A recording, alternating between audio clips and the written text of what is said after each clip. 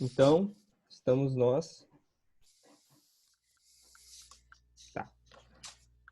Estamos nós aqui, eu, João Paulo Betatti, Matheus, Júlia Caetano, Miguel, Aninha, Guilherme, Laís, Isis Yasmin, Lucas Batista, Sarinha Lopes, Dave Kumada, Eduardo e Júlia. E nós vamos ler o capítulo 2 de Jonas. A gente já fez a introdução, a gente já leu o capítulo 1 e agora a gente vai partir para o capítulo 2. Para quem não pegou, o profeta Jonas, ele é do século 8, 7 antes de Cristo. A gente acredita que ele tenha escrito essa história depois dele ter ido a Nínive e ter retornado, talvez para Israel. O que mais que a gente tem de informação? A gente sabe que ele era um cara que... Tem que só mutar os mics aí. É o do Paulo aqui.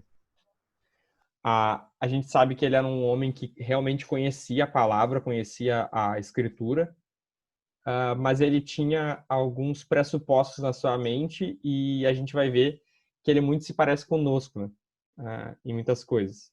Parece que a mensagem principal do livro é ame os seus inimigos, e a gente vai ver o péssimo exemplo que Jonas nos deixa como lição de como não se comportar. Então vamos lá. No capítulo 1, a gente viu que ele desobedeceu a Deus. Deus mandou ele para um lado, ele foi para o outro lado, porque ele não queria pregar para os ninivitas, que eram os inimigos de Israel, que eram os cidadãos da Síria, né? A gente sabe que a Síria vai dominar o norte, vai tentar dominar o sul e não vai conseguir. Então, tinha essa rivalidade entre os povos.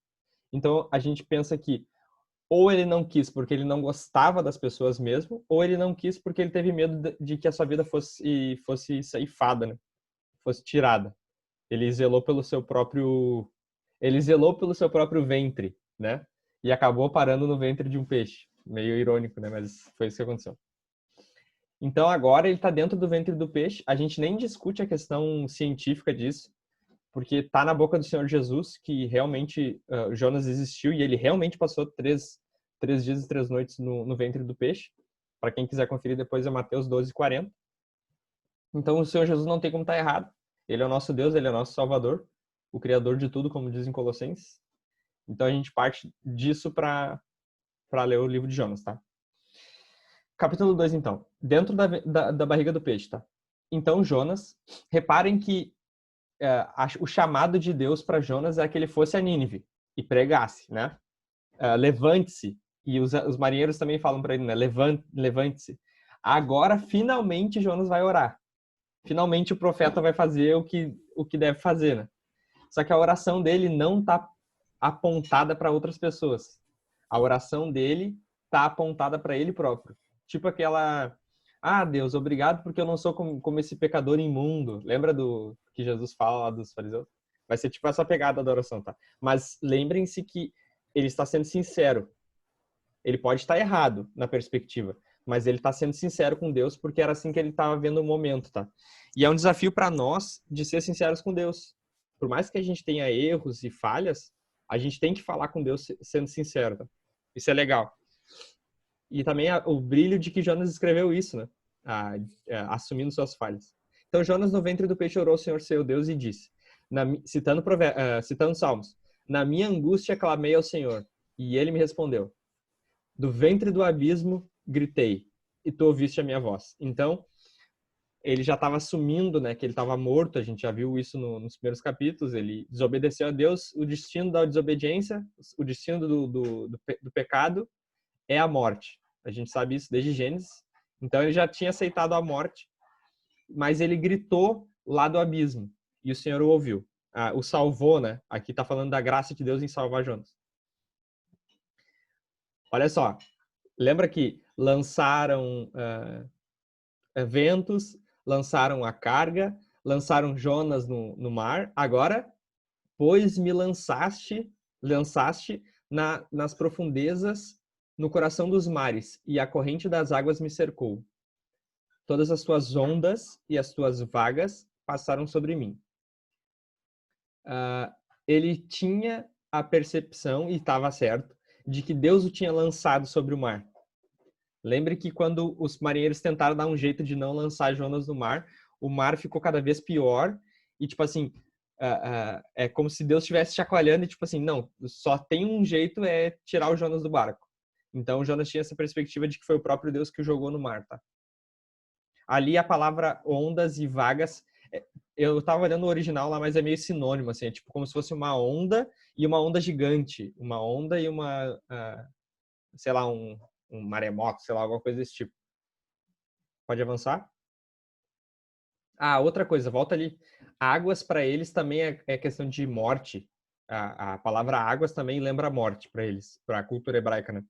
Então, a morte me cercou, né? É tipo o Vale da Sombra e da Morte, sabe? Pode avançar. Então eu disse: estou excluído da sua presença. Será que tornarei a ver o teu santo templo? As águas me cercaram até a alma. O abismo me rodeou. E as algas se enrolaram na minha cabeça. Desci até os fundamentos dos montes, desci até a terra, cujos ferrolhos se fecharam atrás de mim para sempre. Ah, mais uma vez, ele usa tipo, aquela linguagem de salmos, né? As águas me cercaram até a alma. É uma poesia de Jonas aqui, né? A parte que fala, estou excluído da sua presença, ele conhecia Deus, ele sabia que Deus era onipresente, Deus estava em todo lugar. Ali era, tipo assim, que o espírito já não estava mais com ele. Sabe quando fala lá que Sansão, que tipo assim, o espírito já não estava mais com Sansão? Essa é a pegada, de que a presença já não estava mais com ele, de que Deus já não estava mais com ele, não que a presença de Deus não estava naquele lugar, entendeu? Porque Deus ele está em todo lugar, né? A onipresença de Deus, né, a gente chama.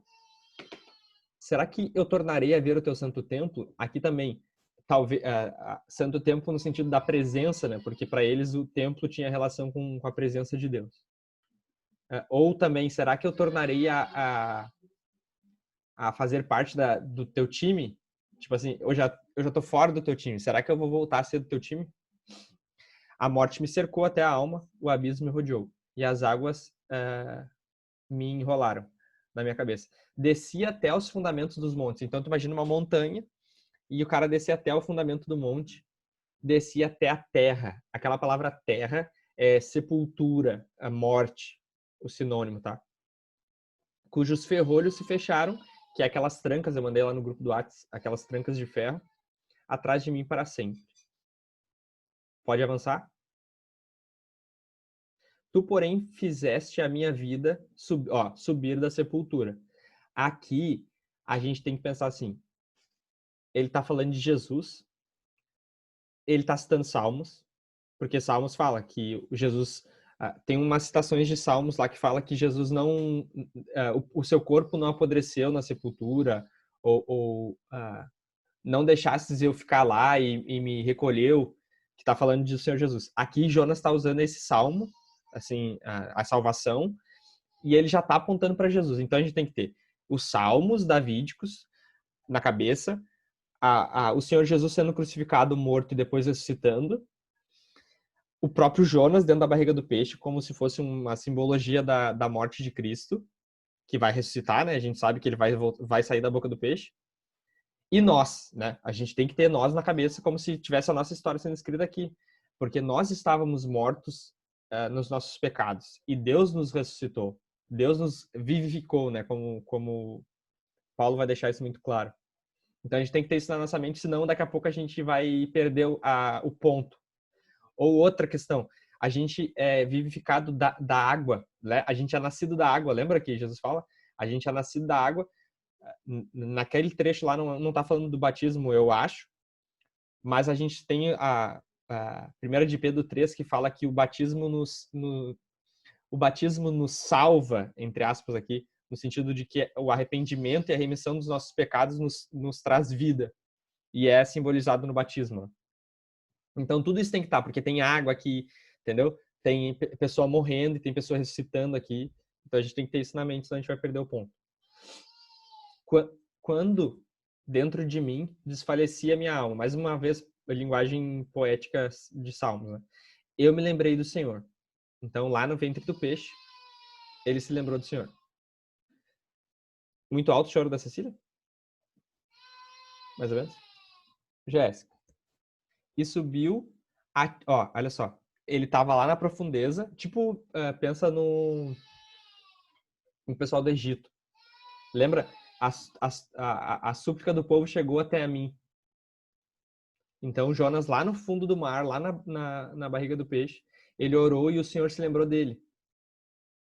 A ti subiu a minha oração no teu santo templo, ou seja, presença, né? A gente sabe que Deus habita nos céus, o Pai, o Filho ao lado, o Espírito Santo está conosco, né? É assim que a gente ora no Pai Nosso. Daí, olha só, olha o verso 8. Aqui ele vai revelar o coração dele, ó. Os que adoram ídolos vãos abandonam aquele que lhes é misericordioso. Então ele já estava apontando, tipo assim, ó. Graças a Deus, porque tu tem misericórdia de mim.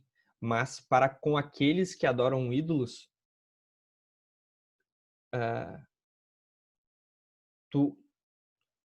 os que adoram ídolos abandonam aqueles, as pessoas abandonam a Deus. Então ele já tá tipo assim, ó, misericórdia para, e já tá dando uma pista de que é misericórdia para mim e justiça para os outros, que era a postura dos fariseus, né? As pessoas acabam abandonando, mas ele já tá dando a dica, tá? Avança aí. Mas com a voz do agradecimento que eu te ofereci, mas com a voz do agradecimento eu te oferecerei sacrifício. Lembra que os pescadores fizeram isso, né? Ofereceram sacrifícios e votos. Agora que o profeta está pensando em oferecer sacrifício e voto. O que eu prometi, cumprirei. O que prometi, cumprirei, né? Ele está dizendo, estou decidido de ir a Nínive. Estou decidido de ir lá. Estou me arrependendo. É isso que Jonas está fazendo. Eu estou me arrependendo do que eu não quero mais ir para Tarsis. Agora eu vou para Nínive, tá? Ao Senhor pertence a salvação. Mais uma vez, citação de Salmos. E lembrando sempre, a gente falou muito isso nas cartas de Paulo, que a Deus pertence a criação e a redenção, né? Nós fomos criados por Deus e salvos por Deus. Ninguém estava dando dica para Deus na criação e ninguém estava dando dica para Deus na salvação, né? É uma atitude dele. Ele tem essa ideia. Ele cria, ele salva, tá? Ao Senhor pertence a salvação. Aí eu achei meio irônico essa parte, eu não tinha pensado nisso. Ele orou, tá? Ele fez a oração dele. Sincera, mas errada, a perspectiva. E o Senhor falou ao peixe, e este vomitou Jonas na terra. Eu nunca tinha pensado que pode ser, né? Eu tô falando pode ser, tá? Que esse vomitou é que a oração foi rejeitada. Eu não tinha parado para pensar nisso. Pode ser uma das interpretações possíveis. Que, tipo assim, ele orou, orou. Ao Senhor pertence a salvação. De quem? Só dos israelitas. Os ninivitas vão morrer. Eu vou ir lá pregar para os ninivitas morrer. Porque eles não vai ter misericórdia para eles. Para eles vai ter juízo. Entendeu? E daí o Senhor falou ao peixe e este vomitou Jonas na terra. E eu acho que não tem, né? O Gui não deve ter botado ainda. Mas o começo do 3 é muito tri. Porque olha como Deus é. A palavra do Senhor. O primeiro versículo do 3, tá? Esse é o último do 2 e o primeiro do 3 é. E a palavra do Senhor veio a Jonas pela segunda vez. Tu viu? Deus é um Deus de segunda chance. Tipo assim, capítulo 1, olha só. A palavra do Senhor veio a Jonas, filho de Amitai, dizendo: levante-se e vá à grande cidade de Nínive, pregue contra ela. Começo do 3. A palavra do Senhor veio a Jonas pela segunda vez, dizendo: levante-se. Tipo assim, esquece o que passou. O que passou, passou. Levante-se, vá à grande cidade de Nínive e pregue contra ela a mensagem que eu lhe darei. Entendeu? Tipo assim, mas ao Senhor pertence a salvação. Nossa salvação. Dos que são descendentes de Abraão. Os outros têm que tudo morrer. Entendeu? Essa era a perspectiva que ele tinha de Deus. E Deus está, na verdade, pregando para o profeta, né? Ele está ensinando o profeta. Por meio de marinheiro, por meio de peixe, por meio de ninivita. Entendeu? Mas é isso aí. Hoje é um pouco mais curto. Vou parar de gravar aqui.